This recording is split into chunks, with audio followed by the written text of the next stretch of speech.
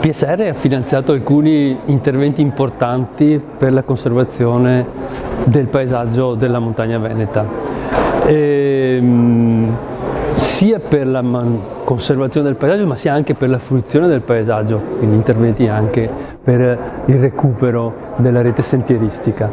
Si tratta di interventi estremamente importanti.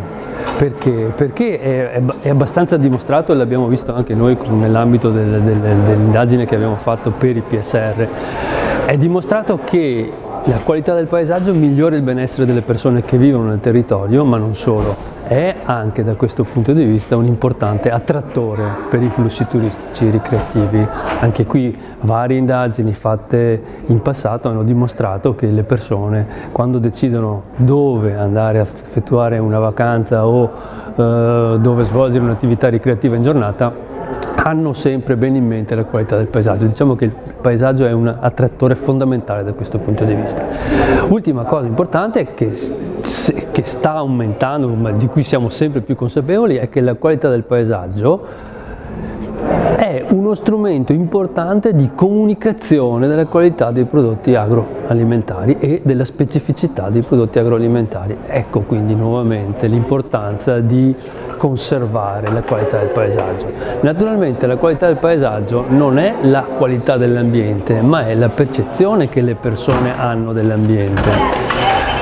Perché è importante questa distinzione? Perché in realtà questo tipo di interventi noi lo facciamo per comunicare qualità ambientale, e per produrre benessere. Ecco quindi che interessarsi o cercare di capire come le persone percepiscono la qualità del paesaggio e che relazione ci può essere tra PSR e miglioramento della percezione dell'ambiente da parte delle persone diventa uno strumento strategico anche per implementare in futuro questo tipo di azioni a favore dell'agricoltura montana.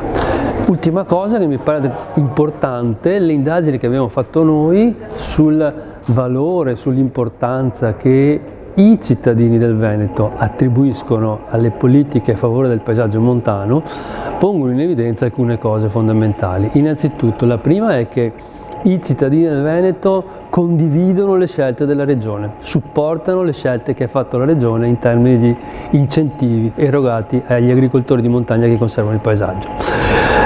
E quindi c'è una forte condivisione. Il secondo elemento importante emerso dalla nostra ricerca è che i benefici prodotti in termini monetari da questo tipo di misure sono notevolmente superiori ai costi che sostiene la Regione Veneto per finanziare questo tipo di misure. Quindi vuol dire che